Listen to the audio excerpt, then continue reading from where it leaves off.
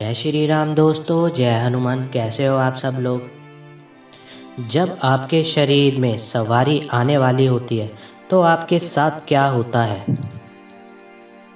कई लोग ऐसे प्रश्न करते हैं कि गुरुजी मुझे ये अनुभव हुआ है, तो क्या सवारी आने वाली है। कई बार अलग अलग प्रश्न हमारे सामने आए हैं, तो आज की वीडियो में मैं आपको बताऊंगा कि सवारी आपके ऊपर आने वाली होती है तो क्या क्या महसूस होता है। किसी भी देवता की सवारी आना कोई गलत बात नहीं है।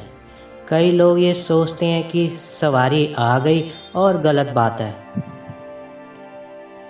और किसी भी देवता की सवारी को ना बुलाना, प्रभु से ये विनती करना कि प्रभु हम तो सिर्फ आपके चरणों के दास हैं, आपकी सेवा करना चाहते हैं, हम सवारी नहीं करना चाहते। ये भी कोई गलत बात नहीं है। हाँ, पर अगर कोई सवारी आ जाती है अपनी इच्छा से, तो वो कोई गलत बात नहीं है। उसको एक्सेप्ट करना चाहिए, क्योंकि वह सवारी प्रसन्न होकर आती है, और वह सवारी जब आती है तो आपके कल्याण के लिए आती है, ठीक है ना। तो आपका कल्याण करती है और आपके परिवार का कल्याण करती है। और एक बात और भी है, जब आप प्रार्थना करते हैं कि हे प्रभु हमें ये सवारी नहीं चाहिए, तो वह फिर आपके ऊपर उस हिसाब से कृपा करती है कि आपके जो अंश जो है ना, ऊर्जा के जो अंश है, वह इतने सूक्ष्म हो जाते हैं कि वह आपके हृदय में वास करते हैं। तो सवारी आना और सवारी के फायदे और सवारी के नुकसान, इसके बारे में हम पूरी वीडियो बताएंगे। अगर वीडियो आपने लाइक नहीं किया तो वीडियो को लाइक कीजिए और इस चैनल को सब्सक्राइब कीजिए अगर आप नए हैं तो हम बात करते हैं सवारी आने से पहले क्या क्या अनुभव आपको होते हैं। देखिए, जब सवारी आने वाली होती है तो सवारी जो है ना, वो आपके शरीर पर अलग अलग हिस्सों से प्रवेश करती है। मेनली आँखों से है सवारी प्रवेश करती है आपके शरीर के अंदर। जो पॉजिटिव सवारी होती है, सकारात्मक सवारी जो होती है, वह आँखों के माध्यम से ही प्रवेश करती है। इस चीज़ का ध्यान रखना। हाँ, जो नेगेटिव सवारी है ना, नकारात्मक सवारी जो होती है, वो हमारे शरीर के जो अन्य हिस्से से ना प्रवेश करती है। आँखों से क्यों प्रवेश करती है सकारात्मक सवारी? क्योंकि आँखों में मलिनता नहीं होती है। मलिनता का मतलब आँखों में गंदगी नहीं रहती है। मैं वो वाली गंदगी की बात कर रहा हूँ जैसे हमारे नाक में गंदगी में रहती है, मुंह में गंदगी रहती है, ठीक है। अब ये मत बोलना कि वैसे तो पूरे शरीर में हमारी गंदगी है, पर मैं जो है कॉमन चीज़ है ना, वो मैं आपको बता रहा हूँ। जब सवारी प्रवेश करती है शरीर में, तो आँखों के माध्यम से प्रवेश करती है एट ए टाइम में, उसी टाइम पर। और जो नकारात्मक शक्ति होती है ना, वो अन्य हिस्सों से प्रवेश करती है। अब जब आप पूजा करते रहते हैं और आपको पूजा करते करते काफ़ी समय हो जाता है, तो जो ऊर्जा के अंश है ना आपके पास आना शुरू हो जाते हैं। वो ऊर्जा के अंश जो आपके ईष्ट के होते हैं। जैसे बूंद बूंद से बाल्टी भरती है, उसी प्रकार से ऊर्जा को जो अंश होते हैं ना, धीरे धीरे आपके अंदर आते हैं, आपके शरीर के अंदर आते हैं। और आपके सबसे पहला जो काम होता है ना, आपके शरीर का शुद्धिकरण होता है। शुद्धिकरण क्या होता है? शुद्धिकरण होता है कि जब आपका अंतर्मन शुद्ध हो जाता है, तब जाके वह सवारी आपके शरीर को एक्सेप्ट करती है, स्वीकार करती है। तो उसके लिए क्या होता है, जब धीरे धीरे ऊर्जा आपके शरीर में प्रवेश करती है, तो आपके आंसू आने शुरू हो जाते हैं। आंसू आते हैं, आंसू के माध्यम से आपके जो शरीर की, आपके अंदर की जो शरीर की मलिनता है, शरीर की जो अपवित्रता है, वह खत्म होती है। आपका शरीर पावन पवित्र हो जाता है, फिर सवारी उसमें वास करती है।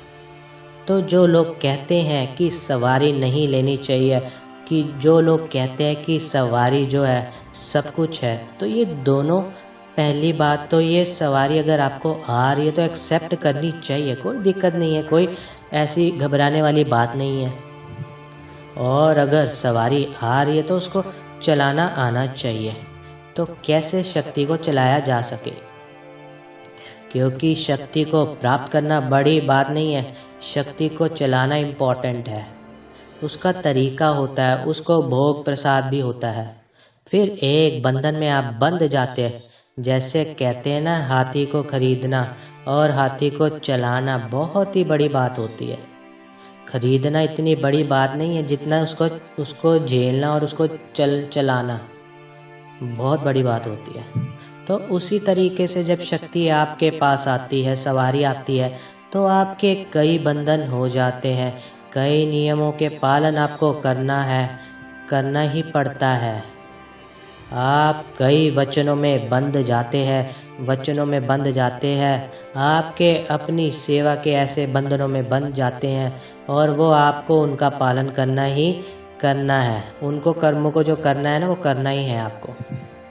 ठीक है, तो कोशिश ये कीजिए कि सवारी जिस देवी देवता की आपको सवारी आती है, तो आप उनसे हृदय से प्रार्थना कीजिए कि प्रभु मुझे सूक्ष्म रूप में हृदय में वास कीजिए। अब क्या होता है जब आपके ऊपर सवारी आती है? सबसे पहला संकेत, सवारी आने से पहले आपको उबासियाँ शुरू हो जाती हैं, बड़ी बड़ी उबासियाँ आती है।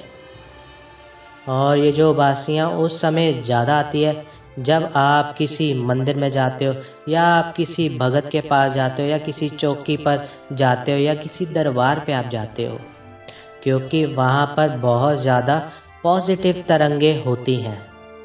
वो जो पॉजिटिव तरंगे आपको टच करती है, तब आप जो तत्व होता है ना, वह जो अंश होता है आपके ऊपर चढ़कर आता है, आपके शरीर में, और उबासियाँ आपको आनी शुरू हो जाती है। पूजा पाठ करते समय भी आपको उबासी आ रही है, भजन सुनते समय भी आपको उबासी आ रही है, तो ये बहुत ज़्यादा उबासियाँ आती हैं। दूसरा संकेत, आपका जो शरीर है ना, वो भारी हो जाता है।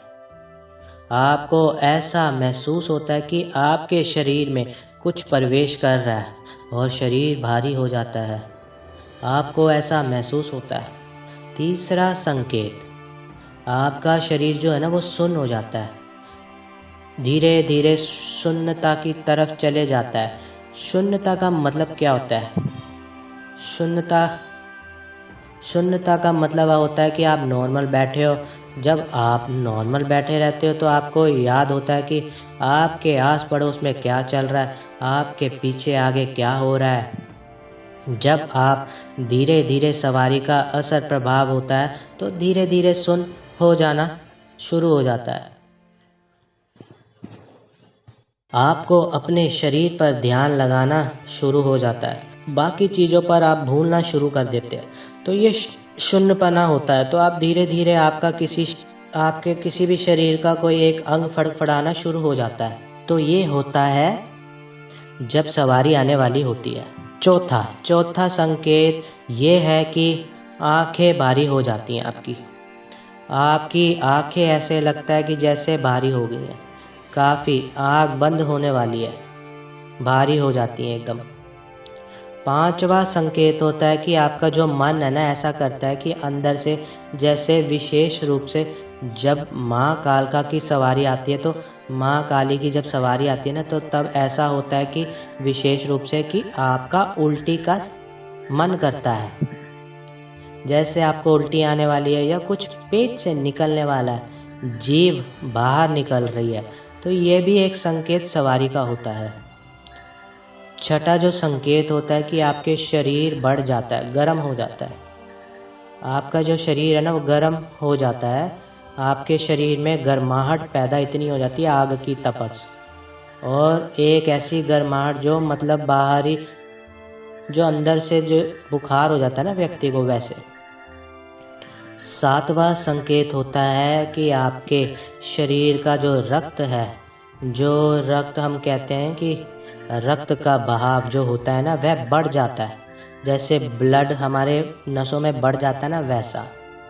तो रक्त का बहाव बढ़ जाता है बहुत ही तीव्र। जैसे आप गुस्से में होते हैं, जैसे आपका गुस्से का जो भाव है वो एकदम बढ़ जाता है, वैसे।